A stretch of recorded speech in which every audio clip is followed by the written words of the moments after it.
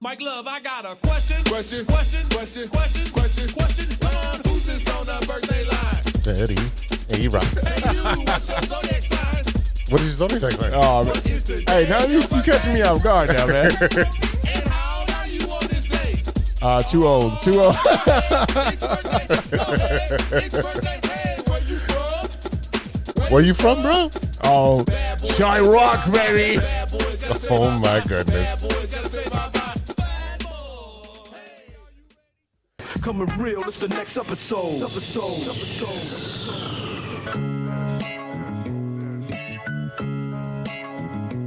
Welcome to Chicago, where the fire serve cold with the Wolves and the Hawks never shiver in the snow. The Bulls keep it running, the Sox run the south, the Cubs run the north, but the Bears run the house. True Chicago sports fans got their ears to the street. Any team make a move and they never skip a beat. And in this house, this is where we be.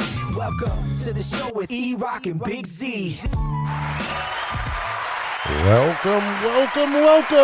Welcome to Chicago. Coming from the True Chicago Sports Fan Cave, this is the TCSF podcast with E-Roc and Big-Z. It's my birthday. That's right.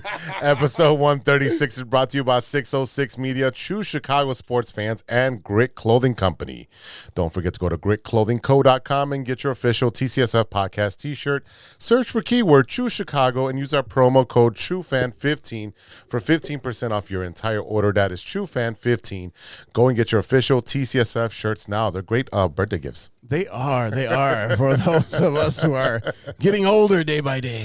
As always, I am Big Z, and I'm here with the birthday boy, E-Roc. What up? What's up, Z? What's up, ladies and gentlemen? Welcome to the show. If you're a first-timer or a long-timer, please remember to hit that subscribe button, that notify button, and go ahead and give us a review on your listening app of choice. You can find us on Facebook at True Chicago Fans. You can follow us on Twitter at True Chi Fans and on IG at True Chicago Sports Fans. And don't forget, you can support the show with a monthly subscription at anchor.fm/True Chicago Sports Fans. Go on over there and click on support, and you can subscribe for as low as 99 cents a month. Listen, do you like the show? I do. Are you a fan? Hell yeah. Then tell your friends, and they will tell their friends, and we can all be friends, just like Biggie said. Listen, if you like the content, if you enjoy, if we make you laugh, or just yell a little bit at the radio while you're driving around and hearing us swear at the kids on the way to on the way to school in the morning, On the way to work. Just share it with others who would like the content as well. Z, what's up, brother? How you doing? Well, let me first off by saying happy birthday, brother. Appreciate it. It's It's the 21st anniversary of my 21st birthday, right? So that's how that's gonna go. what does your body say you feel like? I feel like about 76, Sounds 76, about right. sometimes 77.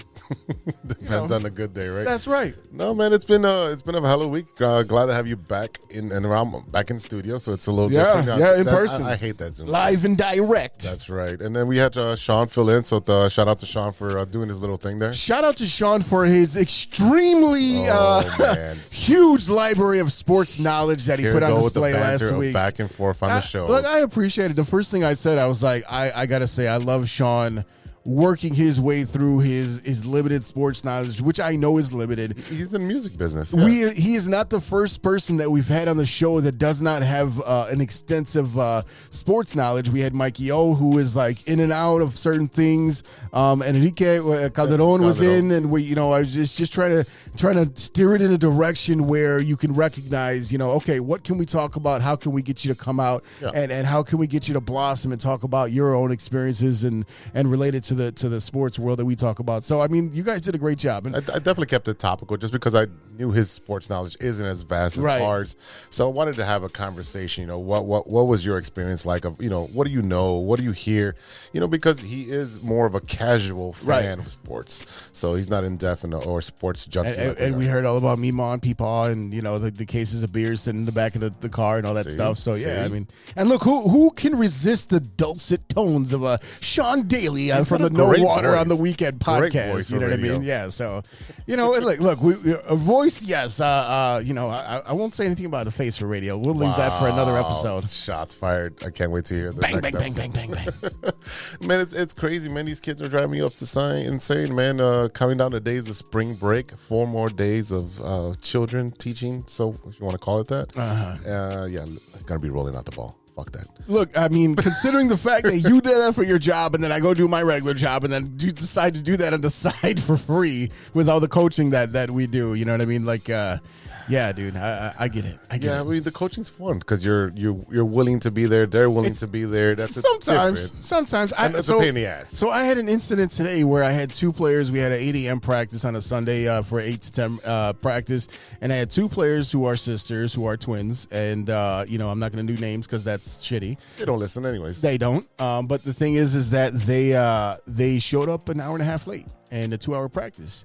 And I says, you know what? I'm sorry. I'm not going to be able to fit you into the full schedule today. You know, you're going to be able to warm up on the sideline. But I mean, all the other stuff that we have going on, you weren't here for like the other 3 things that we did. So right. I'm going to let you warm up and all that stuff. But I mean, like, you got to stress how important it is to your parents that I be there as the player. I put a lot of onus this year on the player. You have to be the one to check in. You have to be the one. You're going to high school soon. The coach is not going to sit there and like, did mom say that you're going to show up to practice today?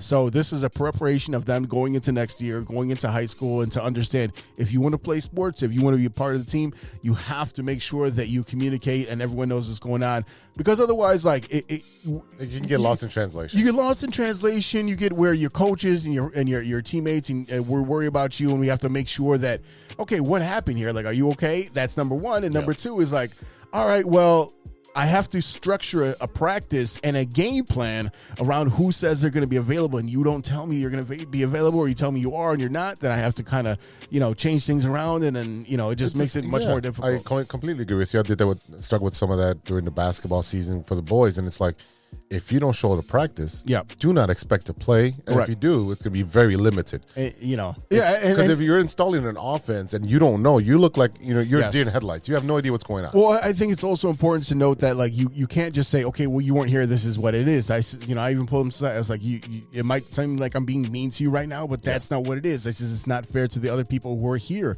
at 8 in the morning when you guys show up at 9:30. Like, it's just what it is.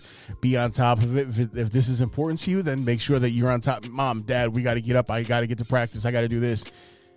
That was what the thing kind of bothered me. You know what I mean? But you got to be on top of it. If you want to be a part of it, hey, you show me you want to be a part of it. No, I completely agree with you. And especially at that age, you're going to be transitioning to a high school setting where you're going to be more on your own.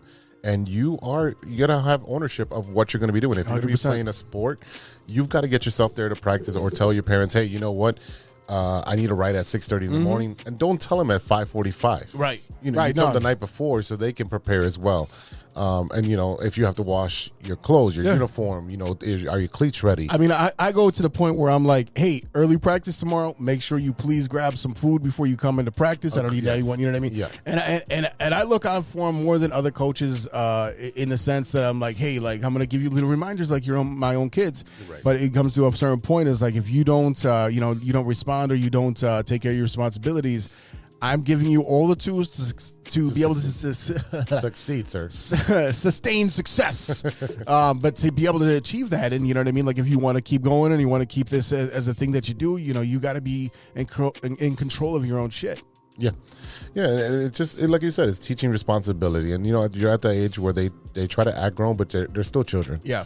So you have to check them in a good way, and, let them know that you're going to be responsible. You're going to be held responsible 100%. Because you're not only affecting yourself, but you're affecting the team and the whole team. Right. Right. So, if you're into coaching, the lifestyle, and you know exactly what we're talking about. But I'm excited. Super excited for having a week off with spring break. I know during my spring break you'll be coaching every day, but I will be doing some spring cleaning and purging at the house. Literally got to get rid of a lot of shit. Well, speaking of breaking, I heard you broke some pins and brought home a trophy. Oh, yes, sir. Yes, sir. The Knights of Columbus state tournament. Our team did not win. We qualified for state from the city area, but we did not win. I think we took like 5th place or something, like 6th. Okay. Which is not bad. Out of how many? I think there was like 20 teams. Okay. It's not bad. It's not terrible. You want to be on top. It's not Barkley terrible. It's terrible. Yeah, definitely. It's not that, but I did take 2nd place overall. Yeah, I don't know how I got that trophy, but I'm really thinking that it was a cumulation of all your pins between both tournaments, because I had an okay series. I didn't have a great series, but you know what? There's a trophy on my mantle, and I'm gonna enjoy it. Yeah, I mean, look, like I said, the first thing I sent you a message, congrats, that's what's up. I mean, it's cool. You know what I mean? Even as you get older, like I think about like trophies that my daughter's won over the years, Right. where it's cheerleading and softball, and I'm like, you know, in 10 years and 20 years, how much is this going to mean to you as an adult? Like, hey, I did this. Look what I did, guys. Oh, 100%. You know what I mean? So I'm putting that Especially shit for up. us, there, you know, we both had hip surgery, Yep, and yep. for me to come back and be able to throw as hard as I can now, it took me about a year and a half just to get back into that rhythm and to be able to get my power back. Even with my evaluation a couple months ago with one of the PTs, he actually is a bowler on my Tuesday. Like, he evaluated my stance, my everything, my gait, everything, and he's like, dude, your left leg is a lot smaller than your right leg. Yep. And I'm like, well, that's where I had the surgery. And he's like, yeah, we need to start leaving. You got that atrophy. Yeah, a lot of atrophy. And he's like, you need to build it up again, so that way you don't injure yourself on the right side because you're overcompensating.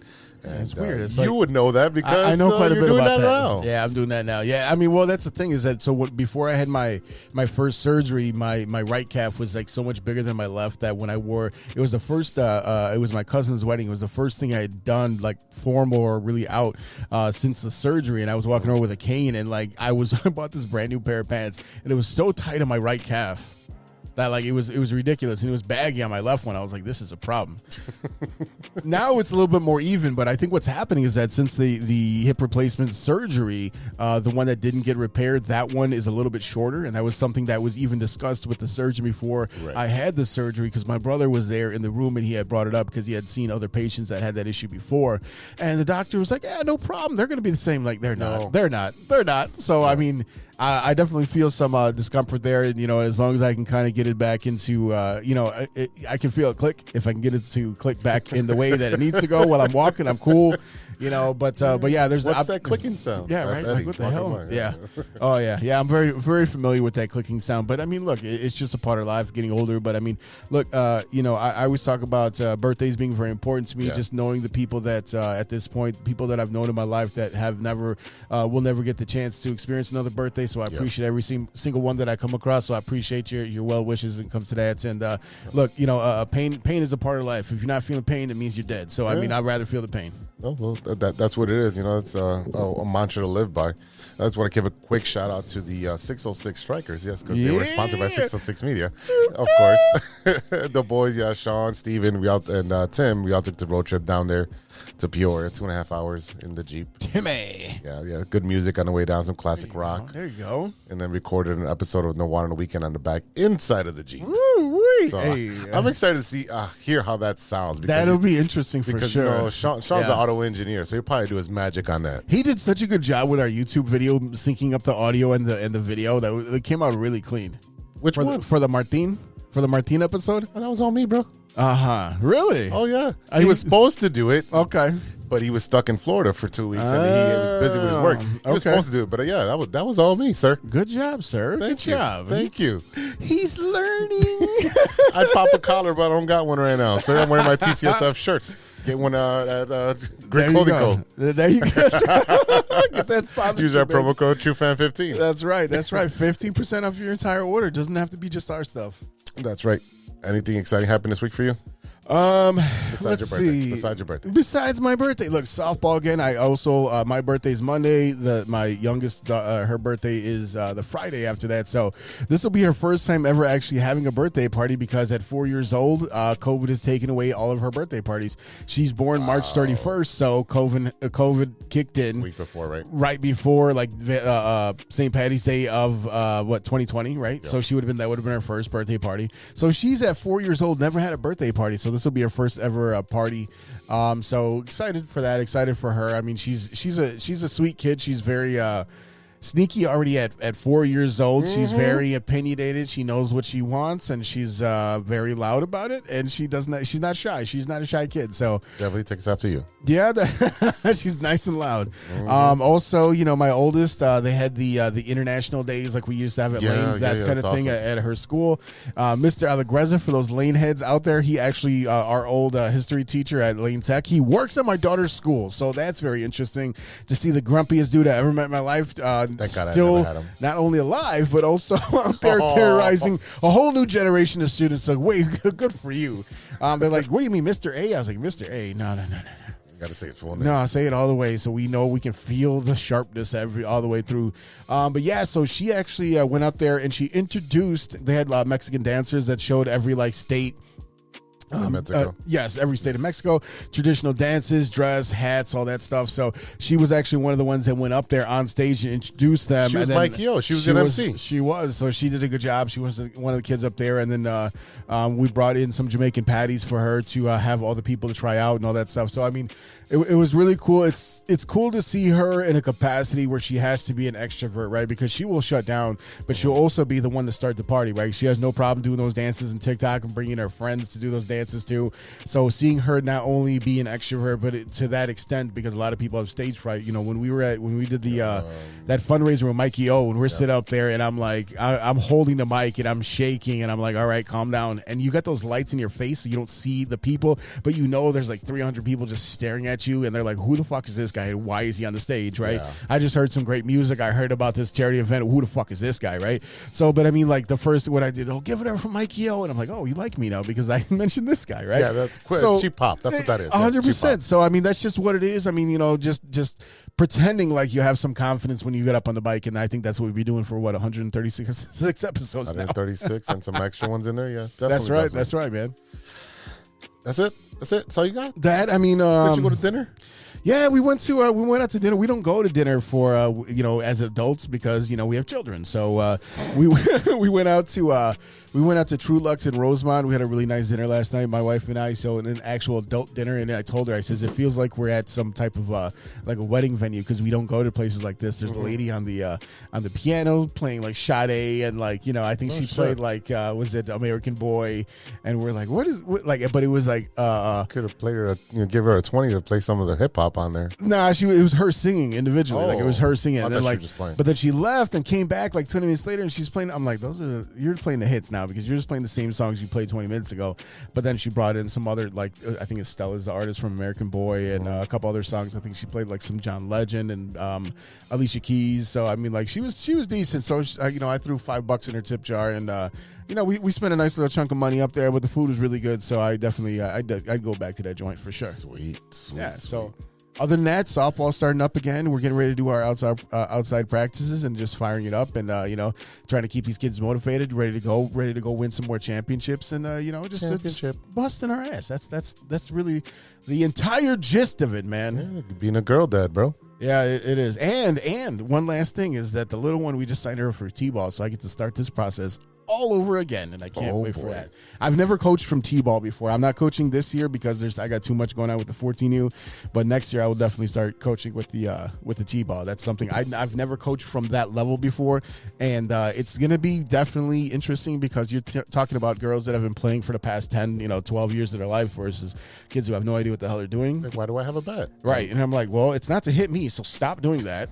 I don't care how much and running the third instead of the first. Right. So it'll be interesting to again, not this year, but next year I'll jump in head first when the little ones are a little bit more. I think now it's just the experience of being out there and like, look, I have a bat, I have a ball, but next year really fully going into it'll be really, really interesting. I think Mila will take a lot of it from osmosis from watching her sister. I think she's excited about the idea because she always wants to be. She'll be there for practices. And she'll be trying to do the drills, and I always have new push-ups. So if they miss a ball, they do a push-up, especially that late in the season. And she's over there doing the fake push-ups, and they're all just watching her. And I'm like, look, I know it's cute that she's here and all, but you guys still have to do your work. Like I get it. You know what I mean? Like I live with her. But yeah, I mean, so that'll be an interesting new journey in this process here. Well, it sounds exciting for the whole family there. Family fun. It is. All right, ladies and gentlemen, today we're going to talk about a lot of baseball. We have opening day coming up. I have both of my fantasy baseball drafts coming up, and I have not done any mock drafts, so I have no idea what to draft. Yeah. And you better set your fucking keepers. Yeah, I was on a computer. I know. But yeah, so we'll talk a little bit about opening day, maybe a little bit about some WBC in the final with the Angels going against each other, and we got all that plus stirring the pot and what you looking at. But first, this is the Big Three with Big-Z. All right, E-Roc. I'm Big-Z, and you're not. Nope. Now for today's stories. Oh, that always cuts out quick on this one. Yeah. I'll edit that later. All right. No, you won't. No, I won't. No, I won't. Story number 1. And this goes out to all the dads out there who's ever stepped on a Lego. Oh. Probably one of the top 5 worst pains. It's not fun. It's not fun. Definitely not fun. 6 scientists swallow Legos in the name of science. You want to ask why? Try but try. Yeah. Why ask why? 6 scientists swallow Lego figureheads, not just a Lego piece. The head. Yeah, okay. They swallowed the head in order to find out how long it takes to poop them out. Okay. Yeah, all in the name of science. Science, bitches. Who pays for this shit? Science does. So clearly. Is there a science fund? I don't know. Yes, it's the how long does it take to shit out a Lego head science fund? Jesus Christ. Sponsored by GE. So apparently there's no danger of forgetting. There's no danger in swallowing one because apparently they can shit it out. And this incredibly serious and super important study that was published in the Journal of Pediatrics of Child Health used 2 scoring systems, stool hardness and transit. Yeah. Or it's called SHAT. It's their civic duty. Yeah, stool hardness and transit. SHAT. Look at that. Duty. Oh, wow. So the SHAT score was actually split up into 2 pre-SHAT scores, which logged normal bowel habits and researchers, and post-SHAT score that was logged after the Lego head was swallowed.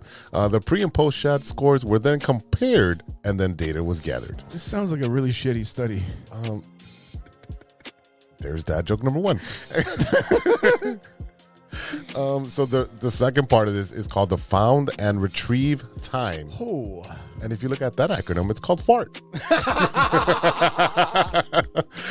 So meanwhile, the FART score was a little bit more grim, if you can imagine, and required participants to sift through their poop in the days following the swallowing in the hopes of finding a yellowhead. So not only did they have to swallow this thing and wait for it to poop, now they got to sift through their poop and then analyze it. So here's the thing. From hardness to softness. It depends on what you eat, besides the Lego head. So that Lego head is very yellow. So are you just banned from eating corn for like 3 weeks while the study's happening? You can't. They're like, hey, I found it. No, I didn't. Hey, I found it. No, I didn't. It's like fucking like shifting. And do you take off the hair? I mean, because they have little hair or helmets or whatever. Yeah, I would assume so because you don't want those 2 pieces to come apart. Then you get like diverticulitis and you're all fucked up. And then can you imagine like you get the Lego with the fucking Joker face or something like just staring at you like. But imagine you have to sit there and shift through your own shit. No, that's enough for me, sir. Right? Like or just waiting for it. It's almost like the story of like the dog swallowing the engagement ring and you're just following around with a baggie or a child just decides to his asshole and you're like. What was it? Caught in 60 Seconds when the dog ate the fucking keys. Mm-hmm. Yeah. So according to the study, the fart score averaged 1.71 days. 1.71 gigawatts. Yeah. So the Lego was out within 2 days. That's not bad. I mean, you know one thing that is a total myth is the thing about if you swallow gum, it stays in your system for 7 years. That's total bullshit. Is it? Yeah, it's bullshit. You don't see it. I mean, unless you're blowing bubbles out your ass, you don't know what's coming. Is it bubblelicious? It is. Only if you got the mad apple bottom jeans and the boots with the fur. Oh, wow. Sound clip. All right. Story number 2. And I'm going to start this by saying fuck Ohio. Authorities in Ohio say a man literally lost his arm when he was attacked by a pet zebra over the weekend. I'm sorry? Please, it's not zebra, okay? It's zebra. Oh, sorry. Pet zebra. Thank you. You're welcome. And I have that sound clip too. Deputies in Pickaway County Sheriff's Office, or PCSO if you're all into the acronym still, responded to the home in Circleville on a Sunday after a man called in saying, "My arm has been bitten off by a zebra." Wouldn't that be Stripesville? Dad joke number 2. Yes. There we go. I need a bell. Ding. For those of you keeping score. So he said, "I think I tore my arm off," he told the dispatcher. Either he did or he didn't. Like, how do you think? It's an absolute. I mean, well, when you go into shock, like when you have especially something as traumatic as that, you don't want to look. You're like, no, you don't. No. You don't. Yeah. You're like, I think so, but like, what's it dangling on the side of your arm, your body there? So the zebra continued acting aggressively after first responders tended to the scene before he was eventually shot and killed by an officer. So this was a male zebra? A male zebra. I knew a female zebra once. Called Deborah the zebra. That joke number 3. Yeah. If we were doing YouTube right now, there would be a counter up there, right above my head. Yeah, I mean, yeah. I don't Why do you have a pet zebra? But it's not just that. I mean, like, what did you do to this poor animal? You had to abuse it, right? Like, you'd be like, "Hey, you're black with white stripes, not white with black stripes, motherfucker! What did you say to me?" Like, must have been a black on black crime. oh no! No. Yeah. So apparently, zebras are allowed as pets in Ohio. The state does not list them as wild and dangerous animals. I guess he didn't get the fucking report on that one. Shocking no one. Yeah. Mm-hmm. Yeah. So, again, fuck Ohio. Story number 3. Oh, I don't know if we want to get into this one. Probably been into everybody else. Too late now. Scientists, not scientists, think they found a 2,000-year-old dildo in ancient Roman ruins. Oh my God. Yeah. Have you seen this picture? It's like a big fucking club. I figured it was like the world's oldest pickle. Get it? That joke number 4. Oh, no. That one's legit. So sex toys can provide pleasure, deeper intimacy, and even help those with pelvic floor pain. Jesus, that's ouch. Yeah. People have also used them for much longer than in history than we think. Well, the Romans were perverts. Yeah. Well, here, you know what's funny is that, like, kind of speaking on that topic a little bit about like the shit that like previous generations or like ancient civilizations used to do, where like now we're like, wait a minute, like so there's this whole thing now about like drag shows in like libraries and shit like that, and I'm like, if you really look at it, men have been dressing up as ladies in every sitcom for the past 50 years, number one, and number two, this was a normal thing. Watch fucking Game of Thrones or Shakespeare, like they dressed up and they act like the founding fathers wear fucking wings and high heels. Everyone was gender fluid. It was just a more recent, that's a World War II invention. That's what that is. That's what it comes down to. Jesus Christ. Yeah, so archaeologists. Him too. Yeah, that guy too. Found almost a 7-inch long artifact. That's aggressive. Damn, 7 inches. Jesus Christ. Talk about splinters. Yeah, like fuck. Literally. That joke 5. Oh, no way. Oh, wow. Coming out of nowhere. Oh. Hey. There we go. Watch your mouth, cabrón. There it is. Now that's a dad joke. How to become a dad joke. Yeah. It's rubbing off. Look at that.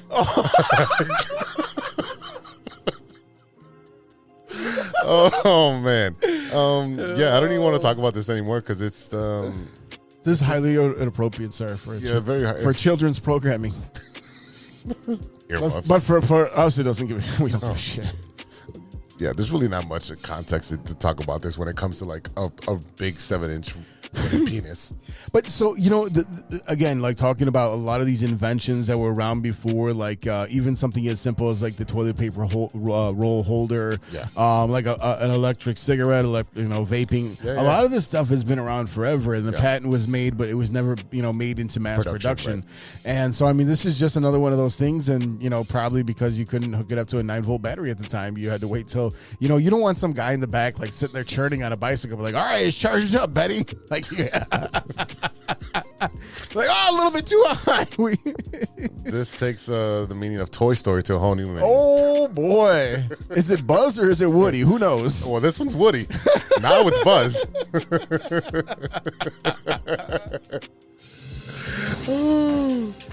All right, ladies and gentlemen, I'm Big Z, and that's news to me. We'll be right back after a word from our sponsors.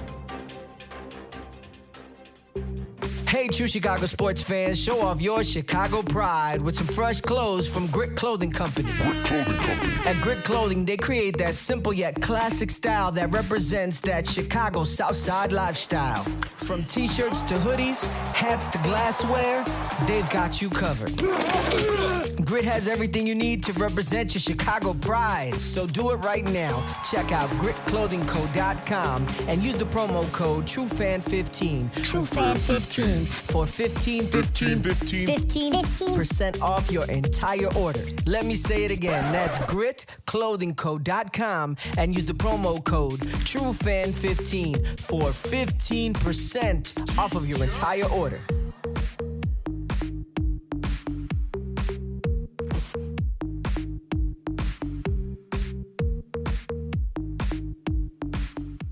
What up? It's Martin Moreno, and you are listening to True Chicago Sports Fans Podcast. Hey guys, it's Steven. And this is Sean, and you are listening to True Chicago Sports Fans. Don't forget to listen to Nowhere on the Weekend. New episodes on Monday. You can find us anywhere you listen to podcasts. Yeah, so we're going to go do a couple of shots, so let's kick it back over to Big Z and E-Roc.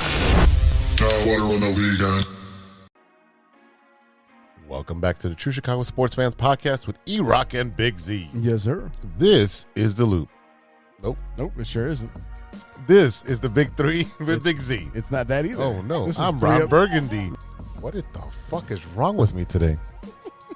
This is 3 Up and 3 Down. I think I'll perplex him with my slow ball. 1, 2, 3 strikes, you're out. All right, E, I got a question for you. What's up, buddy? Are you ready for some baseball? I am, man. I am. Are you? Look, I'm excited. bro, I'm gonna tell you. I'm gonna tell you right what. around the corner. Right around the corner. We got such a nice taste of baseball with the WBC this year.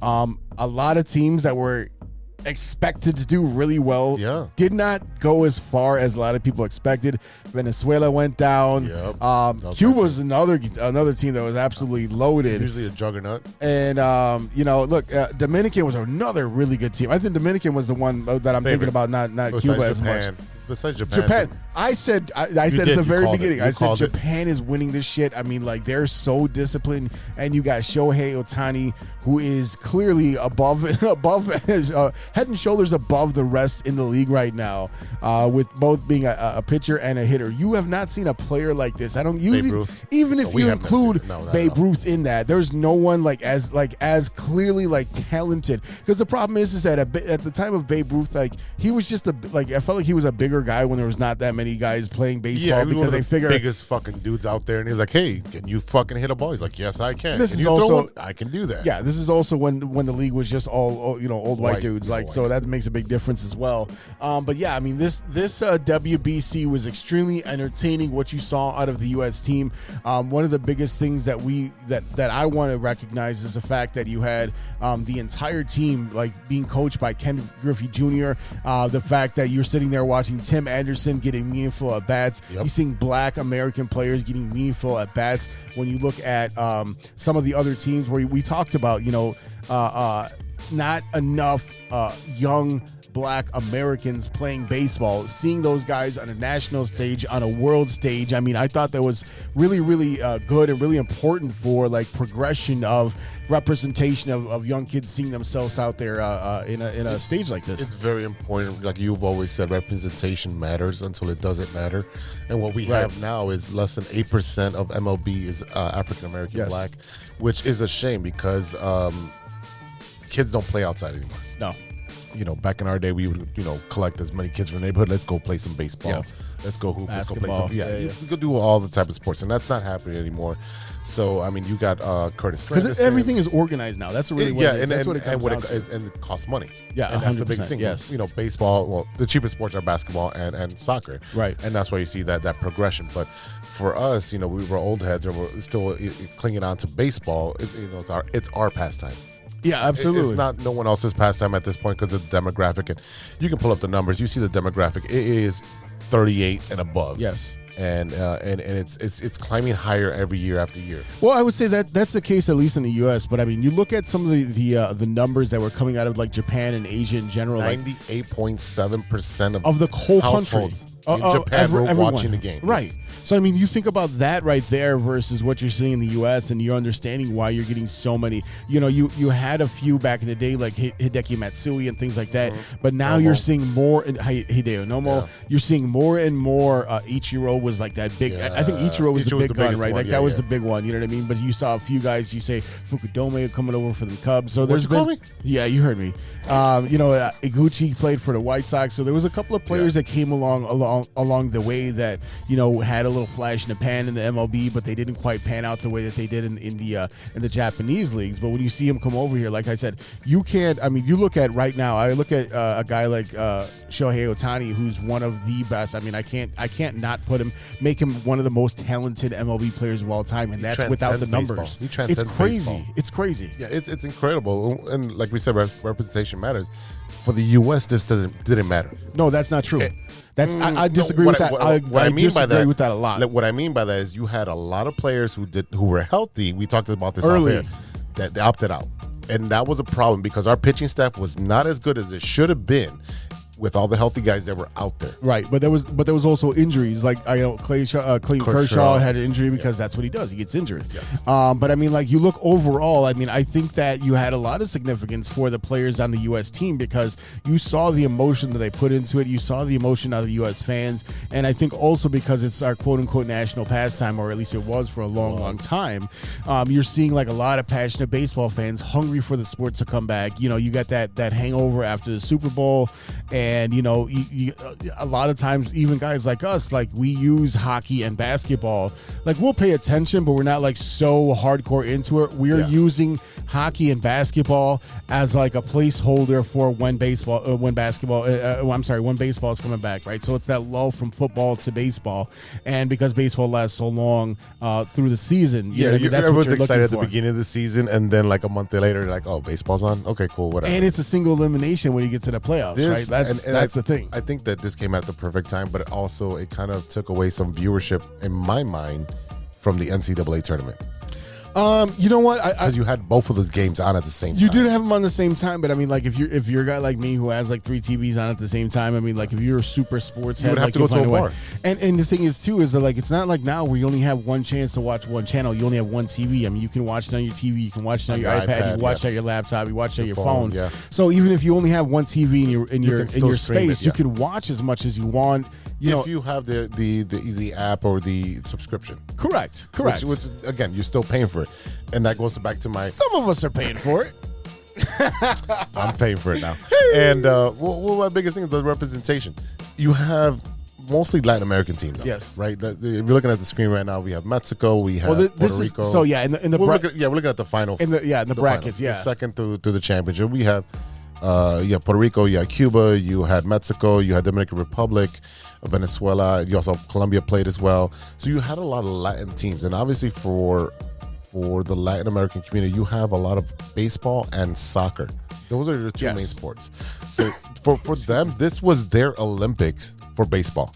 Yeah, I mean, and we talked about the baseball being an Olympic sport at one time. Yeah, you know what I they mean? took it off. Kind of going back and forth. But I mean, you also had teams like Canada where you had like Freddie Freeman playing up for Canada. Yeah. And the rules of what team you can play for in the WBC is very interesting because there's certain things like your lineage and your grandfather was a citizen of this country or that country, or if you've played for that team before. before you can join them again, right? It's very much like soccer. So you had some very interesting pairings. You had like Yadier Molina being the manager of Team Puerto Rico. You have Mike Piazza with Team Italy. So, I mean, you saw a lot of these guys. I think there was a guy, his name is Lance Nootbaar. I think that's his name, but he played for Japan, even though he's like American, but his lineage is Japanese. So when they were getting ready to go to the final and they interviewed him and they're like, oh, how much Japanese do you know? He's like, I don't know. I nod and wave a lot, but I mean, I really don't know what the hell's going on a lot, you know?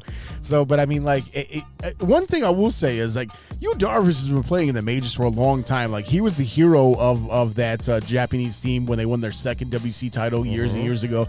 You can't tell me he doesn't know English by now. No, he knows English. Like, he's spoken English still out in there with post the fucking with a translator. Yeah, Like, come on, bro. But yeah, I mean, look, you had teams like Israel, Nicaragua, like you said, Colombia, Czech Republic. That was really cool. And one of the stories about them was like it was a lot of doctors and lawyers. And I was like, well, shit, you ain't got a lot of weird shit going on over there right now. Korea, Australia. We've seen a few Australian players. Liam Hendricks. Liam Hendricks for Australia, who's on the mend with his diagnosis there. But I will say the biggest uniform fail I've seen in a long time was Great Britain, where their letters were literally falling off of their jerseys. Just like their team, they choked. That was just a bad team. And I also mean, like, bad. Who designed that fucking uniform? That shit was boring like their fucking Nike. biscuits. The Nike. I'll tell you what though. Team Mexico with the W for those fucking fire ass like alternate. I don't know Baby Blues? I don't know if it was because they were playing in Miami for most of the time and they just like took all the cues from the Miami uniforms over the years. But those were some of the dopest uniforms I've ever seen. I think Venezuela has really cool uniforms too, and so did if I'm not mistaken, Colombia had really, really cool uniforms. No, that Mexico one was pretty badass, and some of the Mexican players even put their mask on, the luchador mask on. And then put on the uniform, and they, baby blue with the red, and then that hat's also baby blue with the red M on it.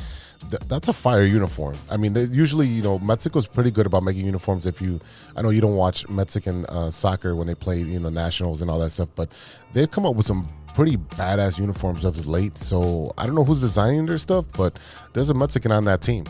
Yeah, no, it was. Yeah, no. Not only making them, but designing them. It was really cool. I wish the U.S. hats were a little bit better. I like their jerseys better than their hats. The hats are so I wish the hats were a little bit better. But I think overall, I mean, what you saw a really good display of the talent pools. Like I said, Dominican was kind of a disappointment considering the fact that they didn't even get to the playoff rounds. That was because, I mean, you look at how many really, really good young players they have on that team. But I mean, I think overall it was actually a pretty tight playoff bracket, if you want to call it that. U.S. beating Venezuela 9-7 to go over and play Cuba. They beat the crap out of Cuba 14-2. But in that championship round, USA versus Japan was fantastic. One of the best games I've seen in a long time. Really, really good game, and it ended, of course, with Shohei striking out his teammate Mike Trout. Now you got to go back to Angels camp, and you got to pretend like you're friends all over again. You and Lance Nootbaar. But I would say one of the most entertaining games that I've seen in all of baseball was Mexico versus Japan. I mean, that right there with Randy Arozarena stealing home runs from like everyone he possibly could, sitting there and signing autographs in the middle of the inning. I mean, because it's an exhibition, because there's really there's no money involved. This is not a professional thing. It's all it is to boost the notoriety or whatever of baseball. I mean, Rob Manfred out there like smiling and shaking hands with all these guys like, I did that. A lot of these players, look, Mike Trout was like, sign me up. I'm ready to go right now. And one thing that you discussed earlier was the fact that you think that final series or whatever, the championship, should be 3 games and not just one. Yeah. Well, let me touch on that Japan-Mexico game. First of all, that was one of the most phenomenal games I've watched in a long time. Arozarena showed out. Like ever. Just fucking showed out and was like, this is my coming out game again. Because he came out during the World Series and he really showed out. And he was a kind of an ambassador for Mexico. And people were shitting on him. They're like, oh, he's not even fucking Mexican. Well, he defected from Cuba, lived in Mexico, played for a Mexican team. Yeah. And before the tournament started, he asked the president of Mexico, he's like, I want to play for the Mexican national team because my family still lives there. Well, it's not just that, but it's also the team that he was. It's also the place that he was able to defect to. Right, and he became. He's as ingrained in the culture, and right. he was accepted. He's as Mexican as I am Puerto Rican. Like that's just what it is. I mean, you're around. You know what I mean? You're in the culture. You're around the people. You know what I mean? Like it's just. People it's just don't what know. it is. E-Roc grew up in Wicker Park, and he's yeah. he's Puerto Rican by osmosis. Shitty Wicker Park, like the when it was basically Baby Humble Park. I'm sorry, why are you flipping me off? Yeah, that's where I grew up. From like literally Wicker Park Avenue. From 1983 to 2001. Okay. I know you're not, but I mean fucking neighbors. Yeah, like, right. But it was a piece of shit for a long time. It was a piece of shit. So that game was phenomenal. It went all the way to the wire as well, and Mexico had a chance. They had the lead in the ninth. Yeah. And I'm like, oh, they got in the bag. They're taking out Japan. Finally, someone's going to take them out. Japan was scoring over 7 runs a game for the entire WBC. So it's crazy. They were 4-0 in pool play. Right, and then you had Mexico about to take them out, bottom of the ninth. They, I think they walked the first batter, and then they got a hit, and then. And U.S. was thirsty to play Mexico because Mexico beat their ass in because pool play. It's called the quote unquote the classic game. Yeah. Mexico versus USA in soccer, and then you have the USA Japan game ending out with Trout getting struck out by Shohei Ohtani. And like I told you off air, the championship should be a 3-game series rather than one-off. Just because of the talent that's on there, I think it would get more viewership. I think it'll be more exciting. That anybody can win one game, and that's what makes it exciting, kind of like the NCAA tournament, and that's what they were trying to do with baseball. Yeah, I mean, we talked about it a little bit about the fact that you had the NCAA tournament and the WC going on a little bit at the same time. And the fact that, it's that ramp up for baseball. It's a ramp up towards, okay, we're coming around to playoff time for NBA basketball. And, it's that thing. You're coming around to spring. We know that in the summer we're going to get our basketball playoffs, our hockey playoffs, which, I mean, our knowing where the Bulls are, I'm not that excited about what they're going to do. They can take the number 10, the one of the play-on tournaments, whatever, blah, blah, blah. I really don't care. I'll watch it, but I'll watch it to analyze it, right? I'm not going to watch it with any real hope in my heart because I look at the other teams and I'm like, you really don't have a chance, but I'm glad you got there, I guess. Yeah, I mean, I'm not going down a rabbit hole, but here's the thing I do want to mention though. Shohei Ohtani. Yes, sir. Mike Trout. Yes, sir. Tim Anderson. Guys who do not get to play in the playoffs. Wow. I'm serious. Wow. Got a chance to feel what it's like. You're like ESPN, forgetting about the White Sox playing in the playoffs. Got a chance to feel what it's like to play in a championship, sir. It does. That's a big difference because you can play in the first round of the playoffs all you want, and Ricky Renteria will go and fuck it up for you, and he'll blow out all the arms of his pitchers like he's fucking. Who do you think you are, Dusty Baker? Yeah. But I mean, like, you look at some of these guys. Look at the teams. You got Jason Adam from the Rays, Pete Alonso from the Mets, who he's never played in a championship team. David Bednar from the Pirates. Who? Yeah, exactly. So, I mean, like, you look up and down. Paul Goldschmidt knows a little bit. You got Kendall Graveman. All these guys right here. Lance Lynn. Mm-hmm. You know what I mean? So, like, he played a championship with the but I'm Cardinals. saying, but you get a lot of these guys who wouldn't normally have a chance to play in the championship, and because you're in this tournament, because you're playing for your country, because you made it that far, hey, as a collective group, you tried to make an all-star team like they did with the Dream Team and all that stuff. And like you said, there's a lot of players who are like, well, I don't know, I don't want to disrupt my spring, this and that, whatever it is. I promise you next time there's going to be a lot more guys with their hands up when it's time to pick that roster. 100%. I think what it took is kind of like the Dream Team when they got, when they had the college players and they got demolished. And then, the NBA is like, you know what? None of that shit. Yeah. We're sending our best of our best and we're going to go dominate. And then you have the 92 Dream Team in Barcelona who just stomped on everybody. Yeah. And then I think that's what's going to happen. I still think Japan is going to be a powerhouse year in, and I mean, WBC in, WBC out, because it's every 4 years now. But, obviously the Latin infusion into baseball is going to be there. You're going to have the Latin teams that are always going to compete.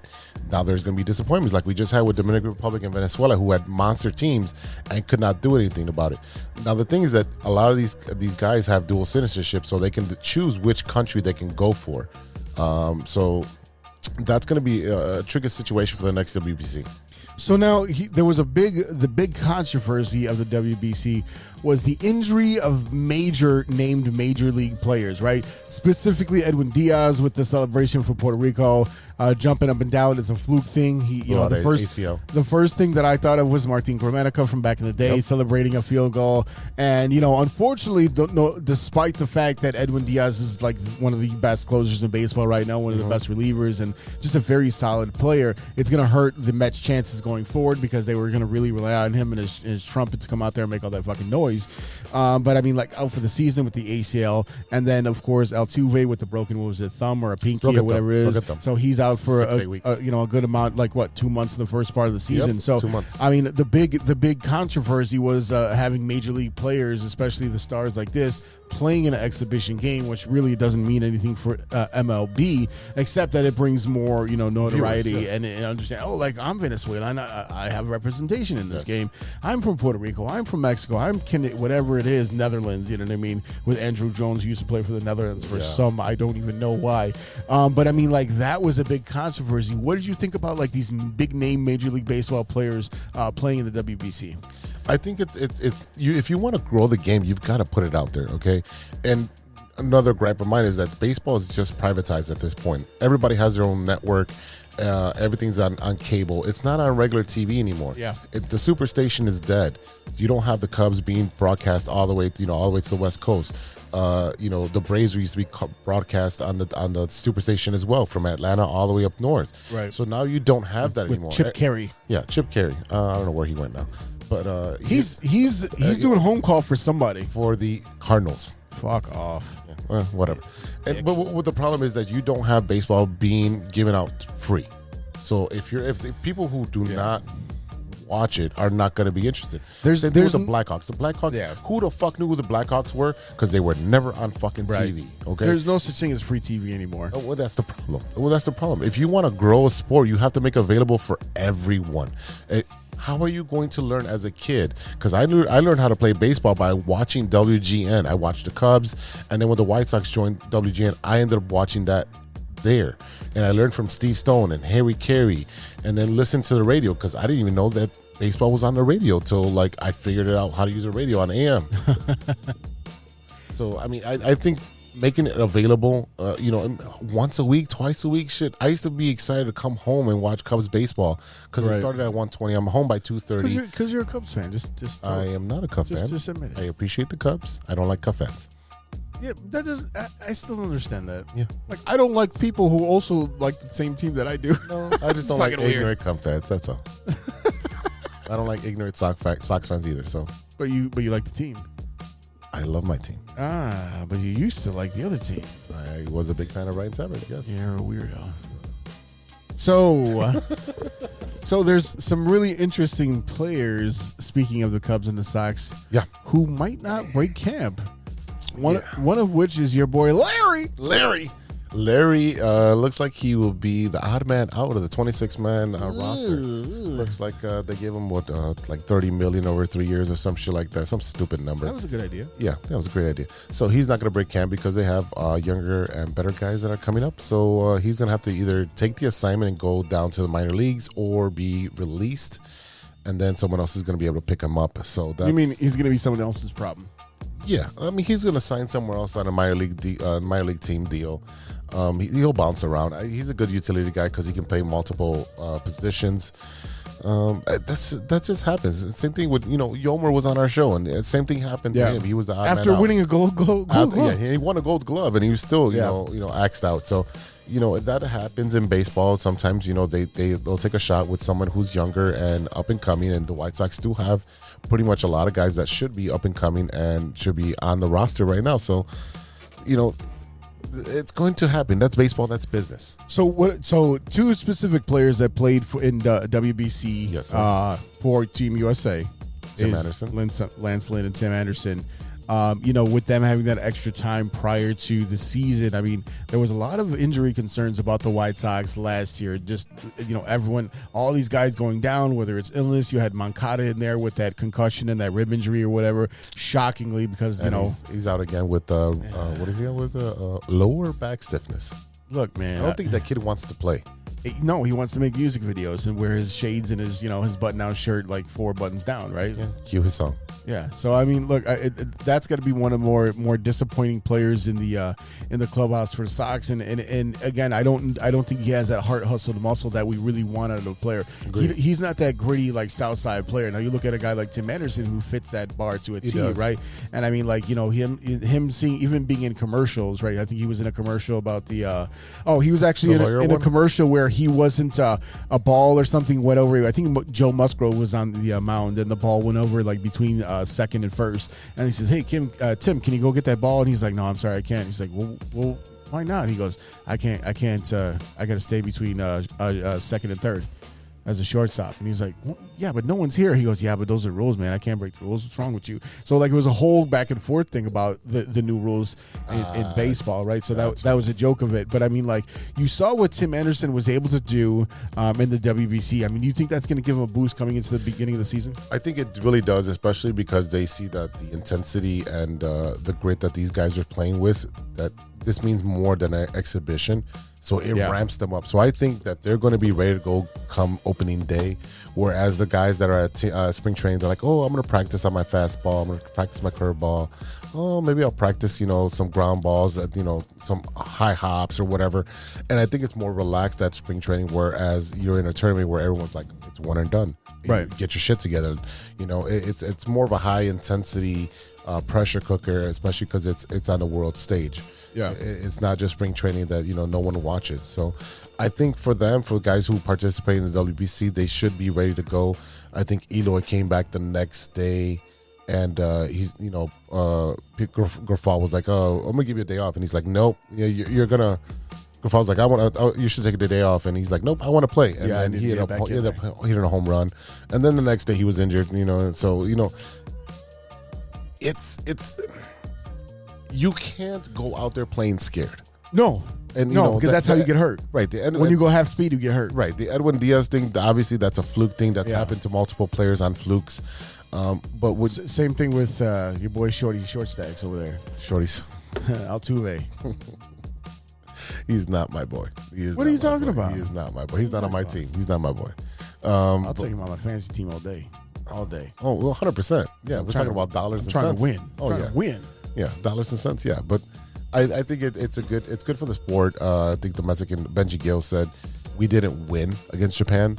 Baseball won. But baseball won. Baseball won, yeah. And I completely agree with him because it intensified that baseball can be fun. Now, so a lot of people actually talked about the fact that they think that the WBC should come either in the middle of the season or after the season versus the beginning of the season. What do you think about it coming before MLB actually starts? Because this is essentially the off period of all of the other leagues as well. Right. So what do you think about them playing it now versus later? I think it'd be a good choice to put it after the season, just because they can play it in warmer weather. Maybe playing in Venezuela and playing in Colombia, like having the South American Baseball Classic.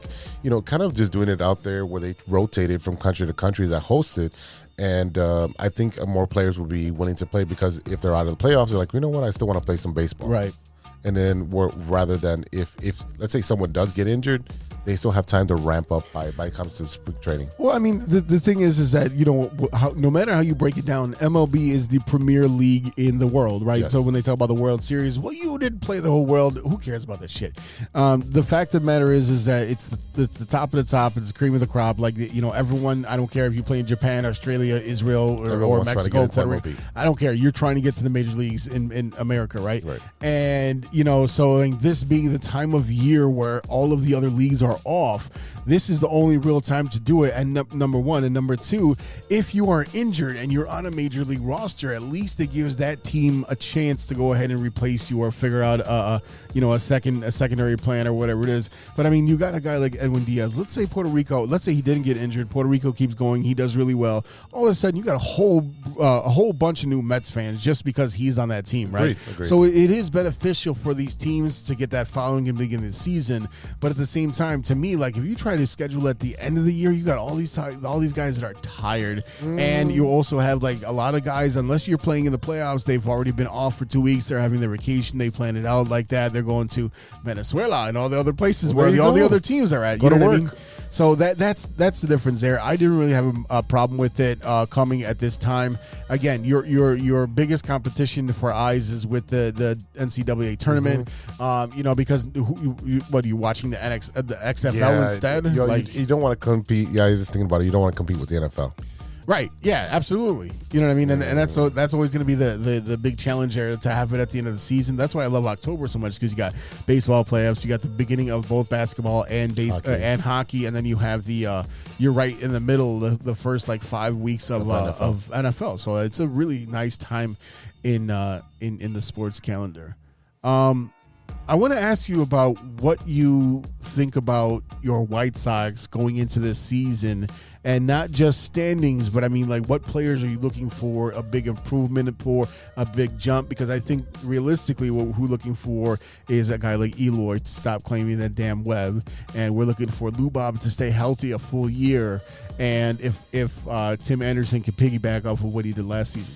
I think if Tim's head is in the game, he's going to be successful. You've seen what he can do. He can win batting titles. He can flip bats and bring that excitement into baseball. What I'm looking forward to is Andrew Benintendi being Andrew Benintendi and getting on base. I'm looking for Mike Clevenger to keep his hands to himself and pitch very well. I'm looking for Liam Hendricks to beat cancer.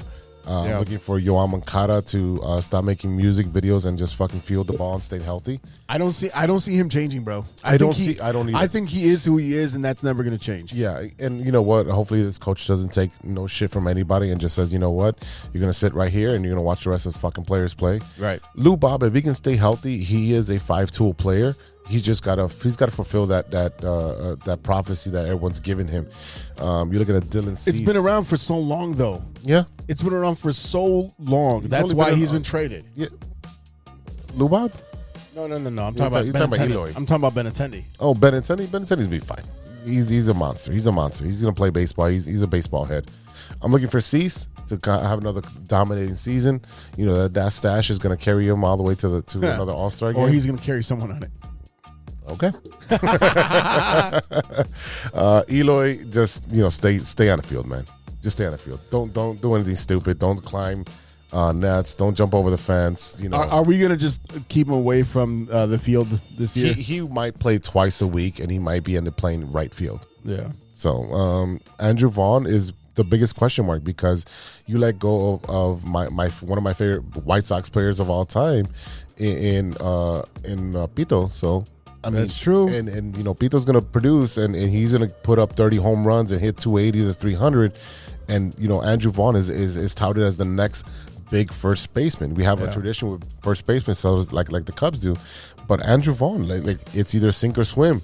It really is. There's so many question marks on the White Sox right now that this was the window. I don't see the window being open anymore. I think they lost their window after 2020, sure. And then you got Cleveland, who's fucking just really good. They're like the Cardinals of the Central. Yeah, they're somehow grinding it out, because I mean that was the Twins for so long, and they're somehow the Guardians just continue to grind it out and find a way to win and find a way to like really compete in the division. And they might not be like the cream of the crop of the American League, but they find a way to grind it out and beat the Central when they need to, and find their ways at the top and find their ways at the wild card if they need to, or they just find their way into the playoffs, just to be like they're like that annoying bug, like, get the fuck out of my ear, and they're just always there, no matter like how strong you think your roster is or how strong you think your team is going to be going into the next season. They never seem to go away. No, they never do. A couple other players I'm looking for. Giolito, now that he lost weight,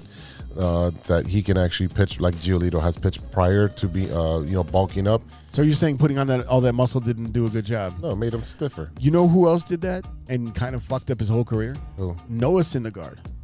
Noah Syndergaard for the Mets.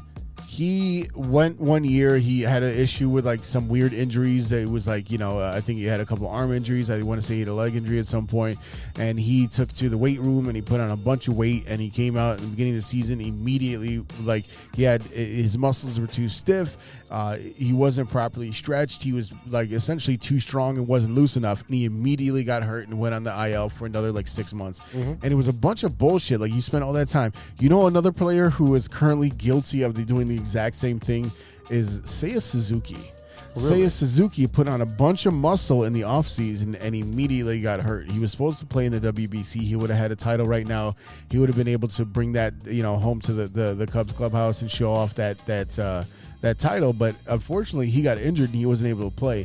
And as a matter of fact, the Japanese team had his jersey in the dugout for the championship game, and people were like, he wasn't even there. And like, yeah, no shit, dude. He's one of their teammates. He was supposed to be there with them. They know him. They love him. Japan was very classy throughout the whole. They're just respectful to everyone, no matter what team you play for. It's not like we're like, fuck them Cardinals. I'm dirty. We hate the fans. We hate the people. We hate the way it smells and their stupid jean shorts and their Timberlands and all that bullshit. Like, so nice stadium though. Nice stadium, yeah. I mean, I appreciate it. Like, I appreciate their bathroom when I need it. I got to tell you that was awesome. All right, let's switch over to the north side. What do you think the Cubs need to do to? I mean, I don't think they win the division, but how do they get competitive? So I think what we saw out of the Cubs in this offseason was a lot of moves. You saw them setting up for the future, looking at some of these minor league games that they had. You saw guys like PCW, Pete Crow Armstrong really shine. Another guy that really shone as a young guy who maybe not a lot of people in either Major League Baseball or baseball in general know a lot about is Javier Assad playing for Team Mexico. He did really, really well for them. He pitched fantastic. So he sure did. You look up and down at that opening day roster as far as your depth chart and your pitching. You got Marcus Stroman, who's going to start for the Cubs on opening day, and he did a pretty decent job for Team Puerto Rico. But you still have Kyle Hendricks with that shoulder strain that he came out of last year with, where he almost had like essentially a dead arm. But you brought back Drew Smyly on a short deal here, and you brought in Jamison Tyone, who bounced around. He was originally with the Pirates, and then he went over to the Yankees for a couple years. But he was a guy that was a highly touted prospect before he came into the league. Yes, he was. And he's going to make a big difference now that he's a veteran. So the nice thing about that is that you essentially know what you're getting out of him. You also have a couple of guys that I really am interested in seeing what they do this season, and that's going to be Justin Steele, Adbert Adzale, and of course Keegan Thompson, one of my favorite players from last year. That guy would just like to sit there and gets in your craw all the time. Adzale had some injuries when he came out real hot the previous season, and Justin Steele has just been kind of a workhorse, as a lefty. So Keegan Thompson and Justin Steele closing up that back end of your rotation are going to be really interesting. But I mean, when you look up and down, one player I was really, really impressed with lately was Hayden Wisniewski. He had this. Yeah, you heard me right. Hey, look, if you are from Chicago, you better know how to say the ski names, because that's all your Polish friends. Does he live on Belmont and Central? But let me tell you something. So this kid is out there throwing fucking wiffle balls, right? So like that sucker disappears. You don't even know what kind of pitch they call it, like a slider or a sweeper or a dropper or a disappear. Like I don't know what they call it, magic in a hat. But the pitch that he threw, I saw like a 90-second clip of him mowing down batters in minors or in spring training, and that ball is coming and coming and coming. Where'd it go?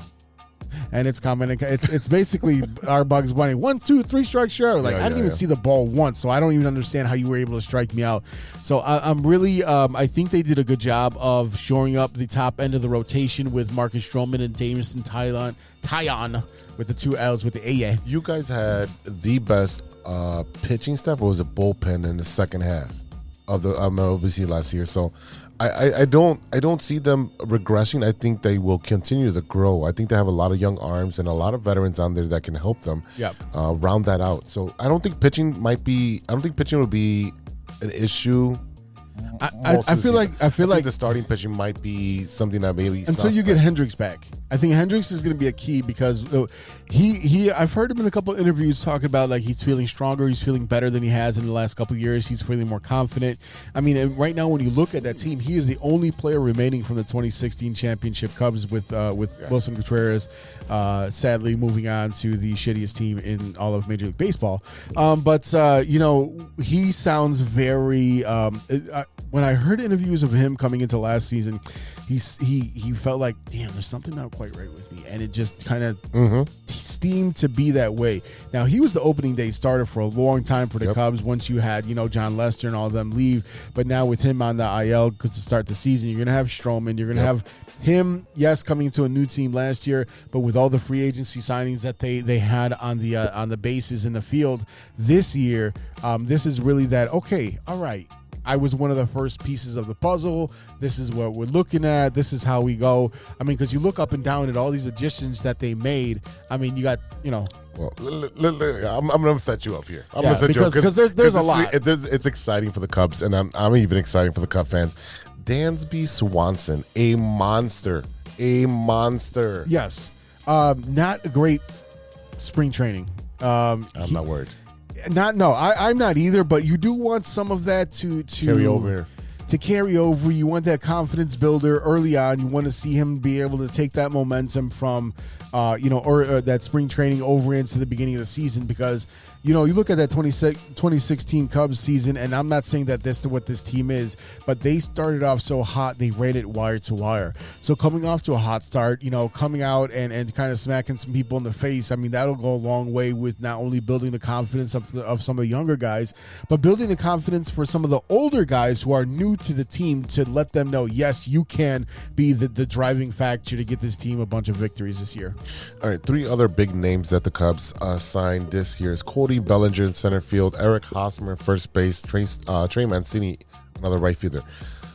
2 out of 3 are reclamation progress, which in my opinion, I don't think Trey Mancini is the Trey Mancini of old, and Cody Bellinger has been tweaking his swing after the World Series. He literally fell off where they pretty much DFA'd him. Well, I mean, here's the thing. I mean, let's not pretend like there's not a few of those guys on the roster, right? Guys like Yan Gomes, right? Because he kind of like floundered in he was never really a top tier guy, but he kind of floundered in the league, and he ended up on the Cubs when the Cubs were gearing up because they knew that they were probably going to lose Wilson Contreras, and then that's why they ended up going back and getting Tucker Barnhart to kind of have that a tandem there. But even a guy like Eric Hosmer, who's been around the league for quite a while, bouncing around in a couple of different teams, doing really well. But he's a very solid guy. And then when you combine him with Trey Mancini, Trey Mancini is a guy that Baltimore really loved because he came out of a cancer situation. He came back and he did really well for them. So he was a surprise signing by the Cubs because he was kind of one of these late additions after they kind of made their big splash when they got Dansby Swanson and things like that. But I think we both agree that the big one here is going to be Cody Bellinger. The things that he was able to do when he was young, when he came up with the Dodgers, looking really good, looking like this is going to be a guy that they're going to hang on to and they're going to be able to assign to this one of these 15-year deals, and it just really kind of floundered out, very similar to the way that Jock Peterson did. Yep. And Jock Peterson has moved on. Once he moved on from LA, he had his time here. He went on to the Braves. He helped them win the World Series, and he's been bouncing around, doing really well. I think he was with the Giants at the moment. Yeah. I think he was at the Giants last season, and he helped them kind of move things around. So, I mean, you have a good combination of all of these veteran players that actually had really good pops in their career with other organizations, and I think what the hope is that you have a lot of these young guys in a lot of those same positions that they play that look what it's like, not just for the ups but the ups and the downs. So can you help our younger guys understand and recognize, yes, the good is awesome, the bad sucks. How can I be even keeled when I get to the majors? Because a lot of these guys, like Cody Bellinger, do really well young on, and then what happens is once they struggle, they cannot ever get out of that funk. So I think you look at a lot of those guys, Christopher Morel, Nick Madrigal. I have no idea what the hell's going on with that guy. Yeah, we don't know what's going on with Nick Madrigal. Nicky Two Strikes has been on the field for very long, and it's a problem. We talked about I asked you, would you sign Larry Garcia? Larry. not in spite, but instead of having Nicky two strikes, because you're gonna have to send him back down. No, and the reason why is because I still got Nico at second, right? I still got Nico at second. I feel good about him. I feel good about him coming around on the outside of those injuries that he's had when he was, a little bit younger. And him, you got Ian Happ, another homegrown guy by the Cubs, and him with Hendricks. Yes, he started out with the Rangers. Him, Christopher Morel. So you have a lot of these young homegrown guys that are kind of just those cogs that you're going to rely on, and those are the guys that as they continue to get better. Ian Happ had his struggles early on, very similar to the way that we saw Wilson Contreras kind of flounder, but we're looking at guys that are going to make the major league roster. Miles Mastrobuoni, like that's another guy right there that, yes, you heard me right. He does what? Yeah, you heard me right. But he's another guy that, it's like, how can we get him into the mix? But most of the guys that you're going to be seeing in a Cubs uniform in about 2-3 years aren't on the roster right now at all. Oh yeah, 100%. Do you think that Pete Armstrong makes the starting 26? The opening day 26. I think he could, but I think with the moves that they made, I think they're going to let him sit there and simmer. I think they might. This is a guy you might see, like a May or a June call up and like let him ride and see what he can do for the rest of the season. Because I mean, you have all these guys that you brought in. You look at the outfield, Cody Bellinger, Ian Happ. Seiya's got to come back from his injury. Right. He had that oblique strain, I think it was. So, I mean, like, you're going to see these guys get some time, but they're not going to get major minutes. We also have to see, again, some of the guys that they brought in, Trey Mancini, shit like that. Are you going to stick? Or are you going to get released by, like, June or July when they're really pushing? Yeah, and another big name that I'm thinking with the Cubs is Cody Hoyer, who came over for the trade. Yep. And again, I told you he's a stud, and I know he's right now he's on the IL for 60 more days, so you probably won't see him until the All-Star game.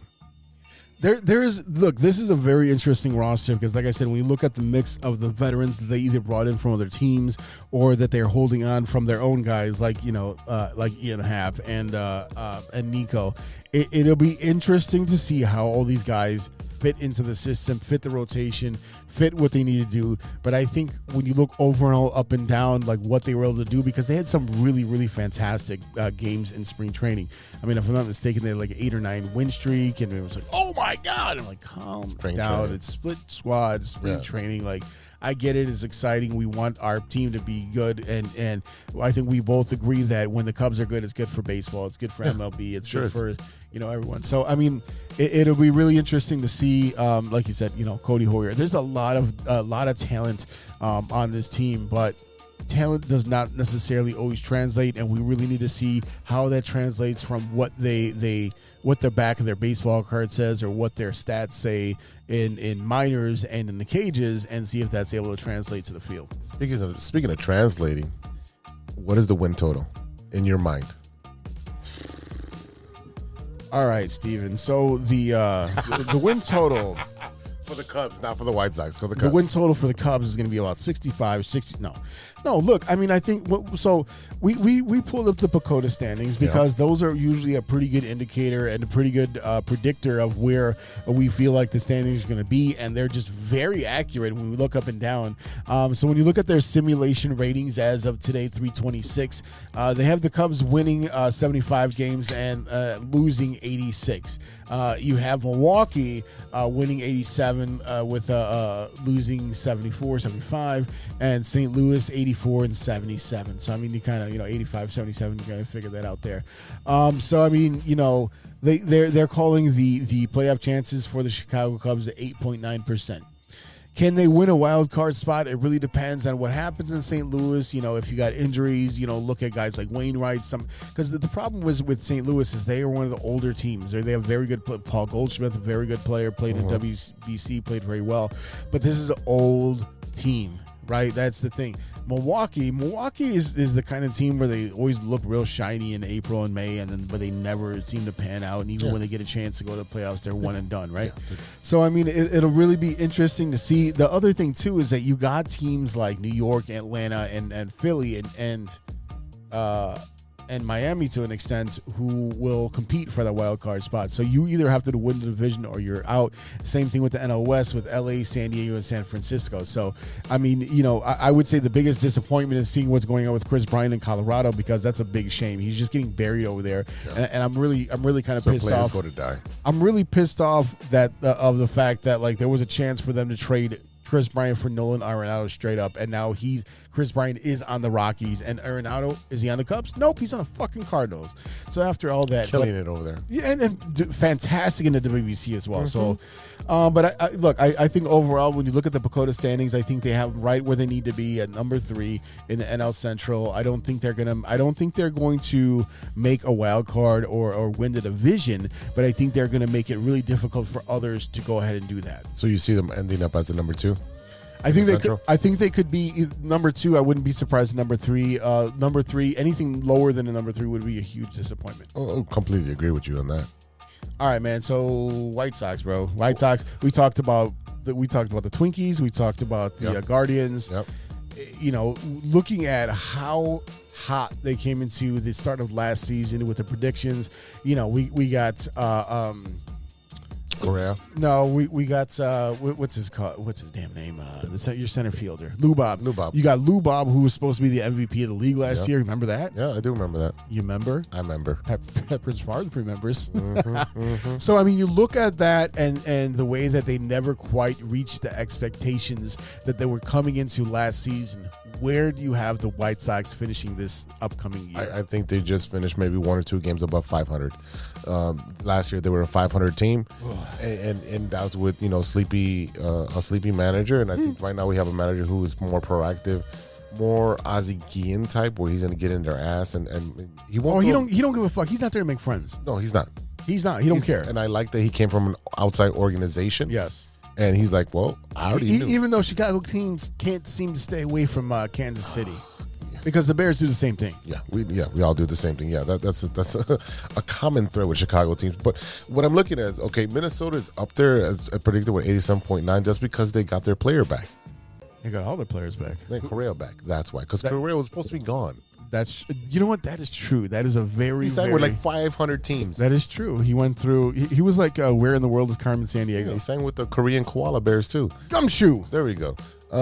Cleveland is just a fucking greedy team. We already talked about that. So I see them in the mix. I don't see Minnesota winning that division. I see Cleveland actually winning that division. I think Cleveland has better pitching. They're more disciplined. They have a better coach. I think they're just a better team overall. Even though they lost a lot of talent, they just play well. I think Chicago is going to be a number 2 or number 3.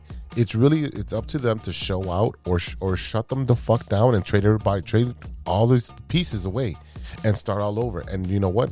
The one who's going to pay for it is Rick Hahn. Yeah. Do you trust Rick Hahn? Yes. He made the trades for Chris Sale, getting rid of that. I trust him more now that we got the whole TLR shit out of the way, because I feel like at the very least his hand's gonna be unbound compared that they were the way that they were with Tony La Russa, and he couldn't make a move. And after the deadline, he's like, you know what, fuck this shit. You wanted Tony La Russa, let's see what he can do with the talent that's on there, because I can make some moves. But I'm not going to. It's one of those. It's one of those. Be careful what you wish for type of things. And I do like Rick Hahn. I will say that I do really like Rick Hahn. As long as Kenny stays out of this fucking way, 100%. Kenny stay in the ivory tower and collect your big ass check for doing nothing. And let Rick Hahn do what he's got to do. I think Kenny needs to stay out of White Sox business, and then they'll be perfectly fine, right? Yeah, you and your wife from Channel 5 just shut the fuck up and stay out of White Sox business. Just because it's simple, man. Let the GM do his job, and if he doesn't do a job, then get a different GM. It's very, very simple. It happens in every organization, and unfortunately, the White Sox hold on to everybody from 1923 all the way till now. Larry, yeah. Well, Larry's gone now. Yeah, but I mean, Rick Hahn said, if we got to eat deep, we got to eat dead money. We got to eat dead money. I need the best player out here. They kept bringing him back every time, and you're like, you're sitting there, why? You know what I mean? Okay, that's fine. But you're going to tell me that throughout the many seasons that he's been on the White Sox, there was no free agent utility guys available, or guys that you could use in multiple spots. Positions? I mean, come on. Okay. He plays everything in the How infield many- and outfield. Yeah, does he? But here's the problem. I can play. Hey, what is it? Jack of all trades, master of none. Right? You can't master shit except yourself, and that's called a masturbator. Hey, number 6, baby, number 6. All right. Last thing. Yes, sir. American League, National League. Who's winning? Who's going to the World Series? Who's going to the World Series? You know what? That's a tough one right now. Just because I'm looking at this, the Dodgers, who are my second favorite team, I don't see them doing anything. I think San Diego is the team in the San Diego. A whale's vagina. Is the team to beat in the NL. I know Philadelphia got there and then choked, along with every other team in Philadelphia. And in the AL, you know what? I'm going to go with the heavy favorite. I'm going to go with New York. Ooh. I'm walking here. So, let me tell you something. So you have San Diego and the Yankees. Yeah. All right, who's winning the World Series then? At that point, I'm going for San Diego because fuck the Yankees. Yeah, but that's not what I asked you. Yeah, no, I'm going Who you want and who you think are two different things, sir. Obviously, it goes with everybody being healthy, right? So I think the Yankees have a better team and they can beat anybody. You can't forget that Tatis is still out. We're still waiting for him to be completely healthy. Yeah. But Hey, you can call him a non-factor all you want, but if that was true, the White Sox fans wouldn't be still mad about James Shields. I'm not. You understand what I'm saying? I used to be. I'm not anymore. Yeah, he's a very, very good player. All right, man. Look, I'm looking up and down. I mean, I'm looking at San Diego, and I feel like every year, if you're a sports fan, you kind of fool yourself into looking at the talent on the roster and says, you know what, that team should be talented enough to win. Okay, here's the problem. They don't. How do you sign every really, really good free agent and then just shit the bed? I mean, and that's the thing, is that I would love to pick a team like the Mets, and I would love to pick a team like San Diego. But guess who I'm going to pick? I'm going to pick the guys who always win, because no other team, until you prove it to me, no other team is worthy of my pick. So I'm going back. Philadelphia? I'm not going to Philly. I'm going to LA. I think the Dodgers have the gut, the grime. I think Kershaw might have an interesting year. I think here's the thing. A one and done contract. Right, exactly. So it's another prove it deal, right? Yeah. So I think that if the Dodgers, again, they don't have some of the players that they had in the past years, but I mean, they do have Mookie Betts. You have very good players in that team, and you have an organization that knows how to win. And that accounts for a lot more than people want to account. Just because you don't like so-and-so, or this place sucks, and I don't like where they play, and they're stupid blue, and I don't give a shit. JD Martinez, Freddie Freeman, Mookie Betts, They Max just Muncy. got JD Martinez as a DH in the National League, ladies and gentlemen. Yes, Chris Taylor. They had Austin Barnes, Will You Smith, brought back most of your team. and Jason Hayward. And Jason Hayward made the Major League Club. Good for him, baby. Good for you, Jay. Hey, I love it. I love it. Again, veteran leadership, whatever you want to say, but I mean, like, he's the guy that can go over there and not have a lot of pressure on him. Yep. So I'm taking the not the Angels, because they're Warriors. terrible. I'm taking the Dodgers, as much as it pains me to say it. Yes. And I'll tell you what, I've been rooting for San Diego to break out and bust out for years. Right. I will be more than happy if they happen to represent the National League in the World Series. I just don't see it happening. Until you prove it to me, I won't believe it. Now, when I look at the American League, I have to go with Houston.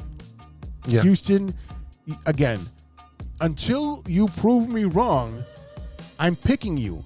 You lost Carlos Correa, and you replaced him with Pena. Was it Joey? I forget his first name. But anyway, you replaced him, and he wins the World Series MVP. Yeah. Until you prove it different, there's no way I can't pick you.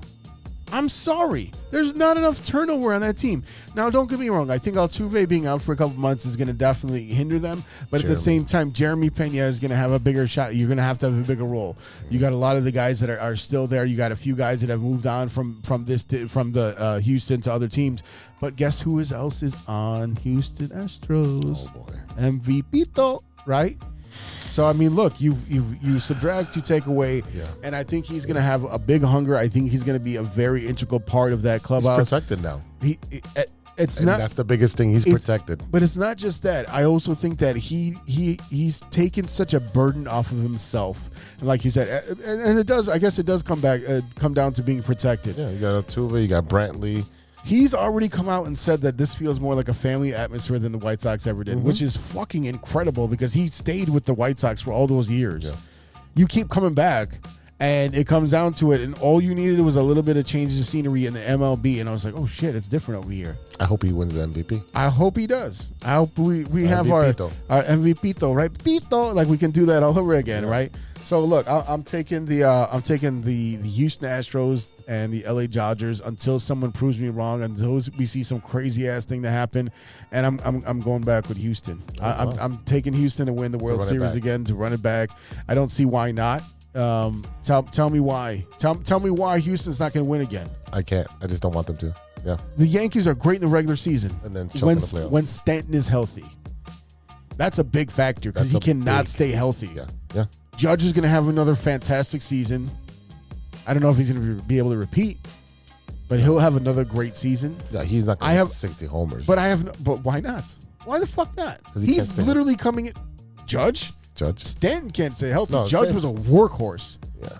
Judge was a workhorse last year. I have no reason to believe that Aaron Judge is not going to at least do something similar to last year. I think it might be a more tight race when you look at guys like Byron Buxton from the Twins is going to be good. Maybe we'll see something out of Benintendi with another change of pace going from the Red Sox to the Royals to now the White Sox. He just keeps changing Sox.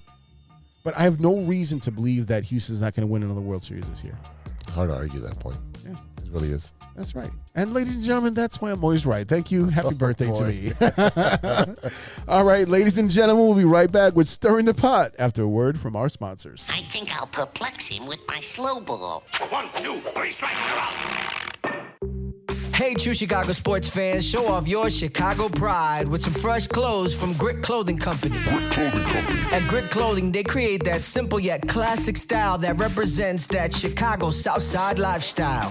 From t-shirts to hoodies, hats to glassware, they've got you covered. Grit has everything you need to represent your Chicago pride. So do it right now. Check out gritclothingco.com and use the promo code TrueFan15. TrueFan15. For 15% off your entire order. Let me say it again. That's gritclothingco.com and use the promo code TrueFan15 for 15% off of your entire order. Hey, this is comedian Ken Garr, and I was just a guest on the True Chicago Sports Fans podcast with E-Roc. Big Earl E-Roc. and G-Money and a bunch of weirdos. So tune in! Welcome back to the True Chicago Sports Fan Podcast with E-Roc and Big-Z. Yes, sir. Oh, boy. It's that time again, sir. You know what time it is. Oh, boy. It's time for Stirring the Pot. All right, brother. I brought in a bag of Lay's flavored Funyuns. No, Funyuns flavored Lay's. Oh. And it was the wavy Lay's. Yeah, the wavy Lay's. So we tried them off air. We did. I think it's one of those things we've seen Lay's love to try. We had the biscuit, the chicken and waffles ones.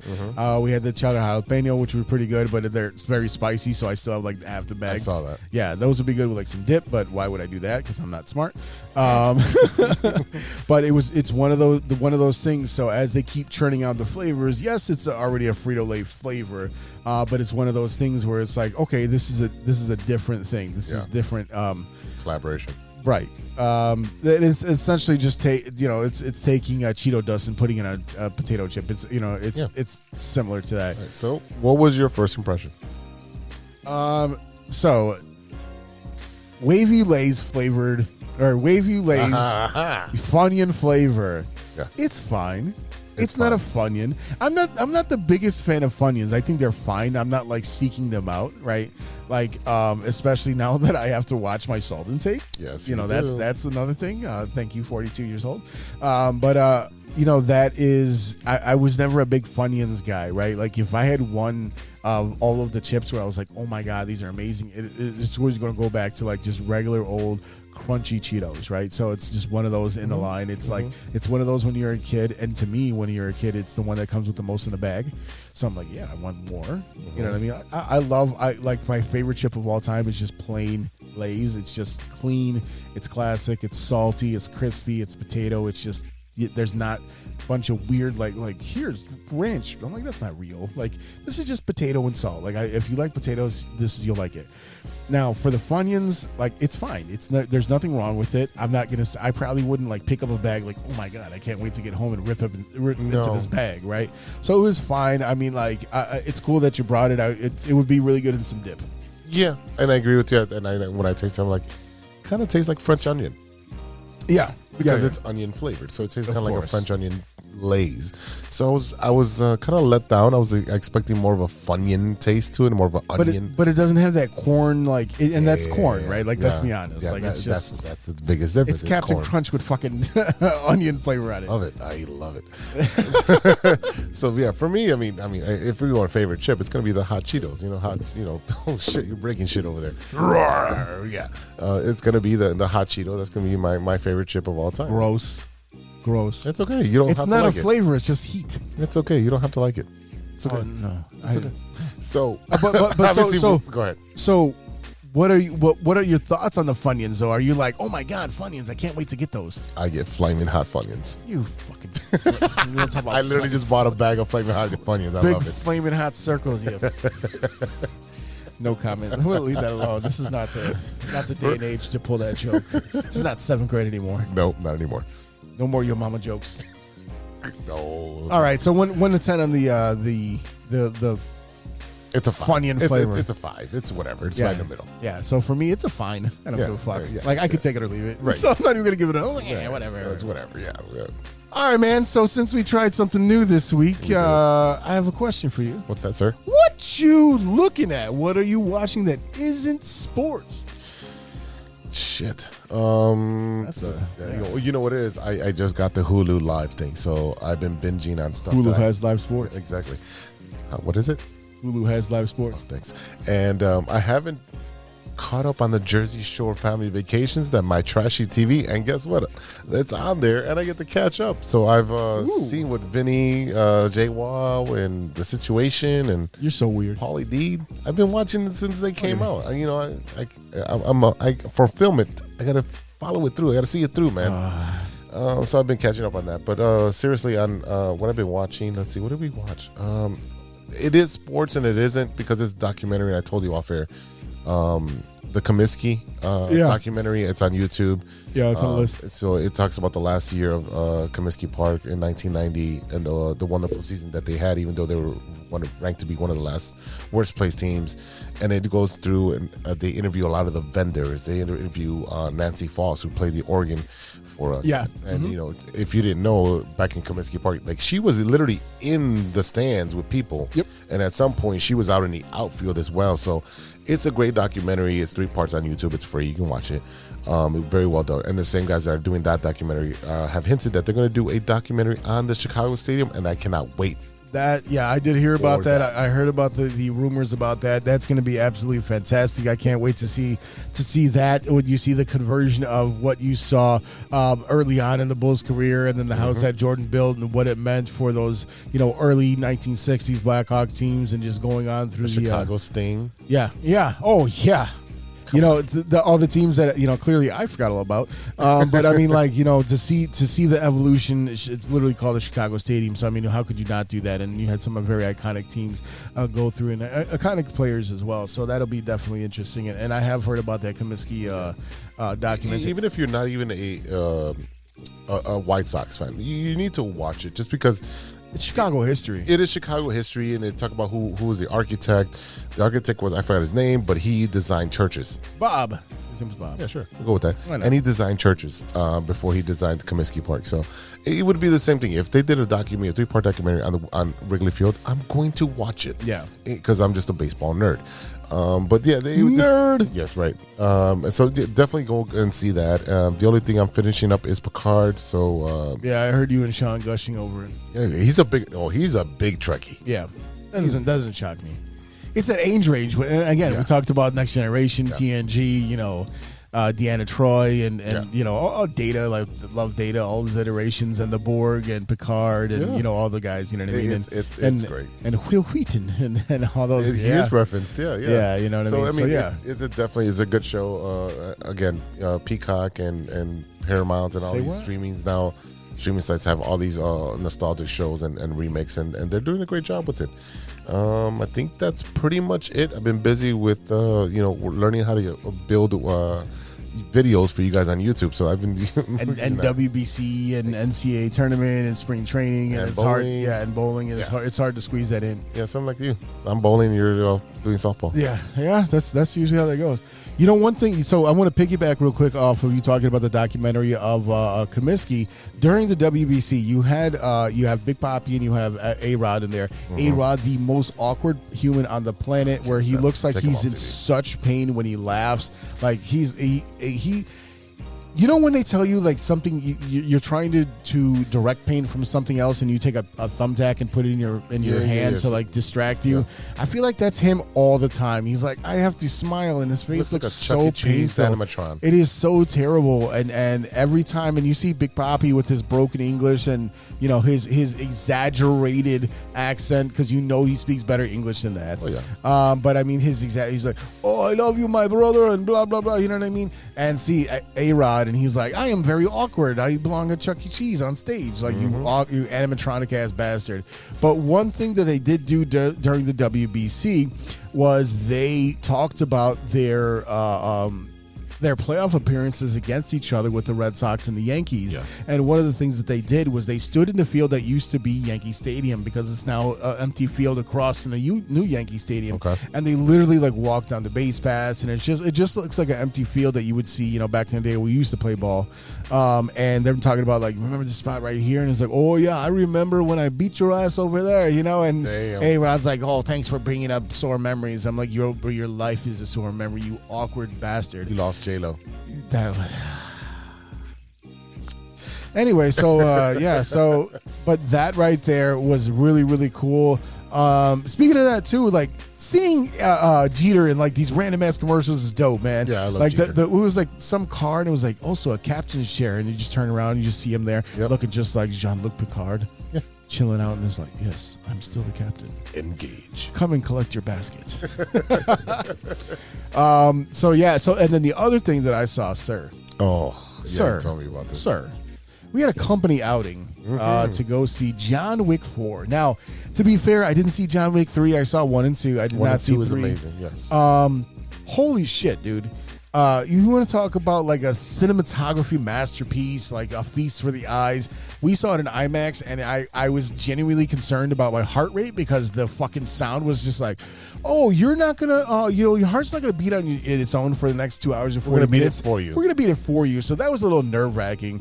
But the movie itself, from storyline, it's one of those movies to me where you don't need a lot of context. You could have walked right into it. Certain parts absolutely like would have helped, right? Mike Logic. But I mean, context is only important when it's needed, when you just start something out of the blue.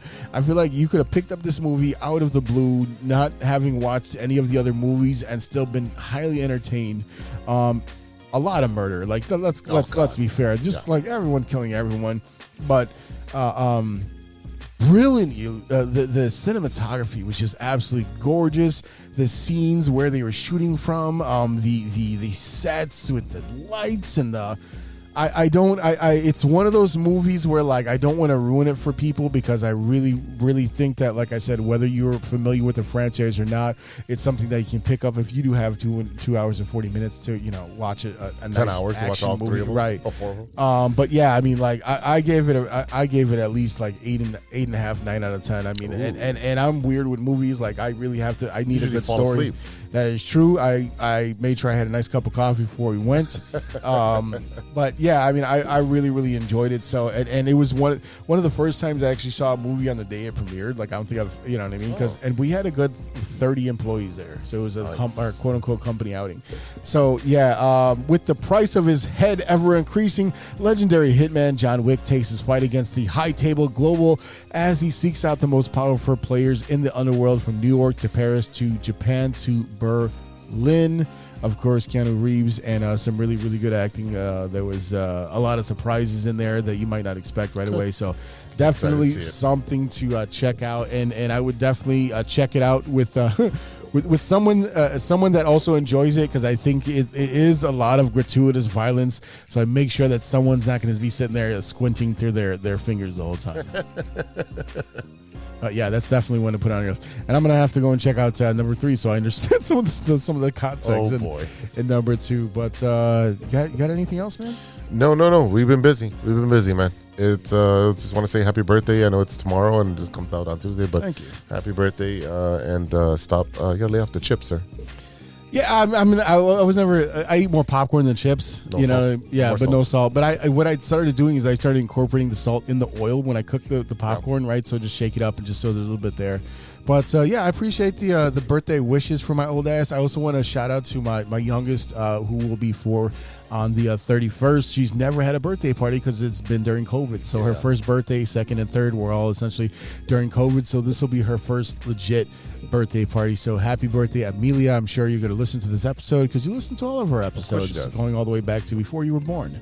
So so when you put those cans on the on my wife's stomach when she was in the womb, just like, hey, check out this new podcast, guys. That's right.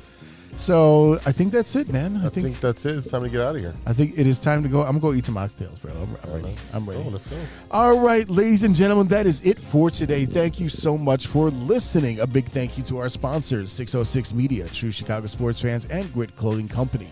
Don't forget to go to gritclothingco.com and get your official TCSF podcast t-shirt. Search for keyword True Chicago and use our promo code TrueFan15 at checkout for 15% off of your entire order. That is TrueFan15. Go and get your shirts right now. And don't forget to check out the rest of the 606 Media lineup. The newest show in the 606 family is No Water on the Weekend with Steven and Sean.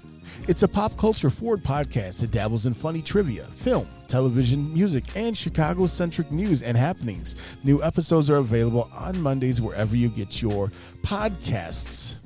Also, make sure to check out what's going on with the Shy Native Entertainment crew, Mike Logic, Joey Childs, and Ideal. They all got brand new projects that just came out. You got the Too Much to Text Volume 1 from Mike Logic and Joey Childs. That is available now on all DSPs, so go ahead and check them out wherever you like to stream. And then also Ideal's new project, Feliz y Guapo, also released on 3/3/23, so definitely go and check them out and, give them some feedback, man. You can always check them out on their Shy Native Radio podcast, which is available on Tuesdays on their Facebook page and YouTube, but it's also available as a podcast now on all major platforms. Mike Logic, Ideal, and Throw MCs talk about sports, movies, and all types of ill shit. And if you have any music that you'd like to submit, go ahead and hit them up. If they like it, they'll play it on air, and if they don't, then you ain't gonna hear your shit anywhere.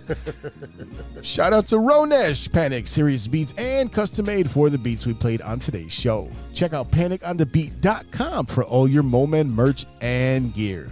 And don't forget to check us out on social media. You can find us at True Shy Fans on Twitter and on TikTok. Find us on Facebook, Instagram, Spotify, and reach out to us on the email. Hit the DMs. Let us know you're stirring the pot, recommendations, and what movies and shows you want us to see so we can talk about it on the air. You can reach us at truechicagosportsfans@gmail.com. All right, y'all, for Big Z, this is E-Roc. We'll see you next week for episode 137. Until then, be good to each other. For the love of sports. Swish. A few moments later. Wait, the Bears are what we thought they were. What we thought they were. This is not how we wanted it to go. You almost can't even make it up. It's that bad. Oh, my goodness! Didn't see that coming! What? Did we just become best friends? Yup! You have a lot of incest. That's real. Shut your mouth. Lover boy. Nature versus nurture, Lodge. Nature always wins. I think he's on steroids. Hasta luego, amigos. That's all. I shouldn't have had those artichoke poppers. Thanks, Cubs.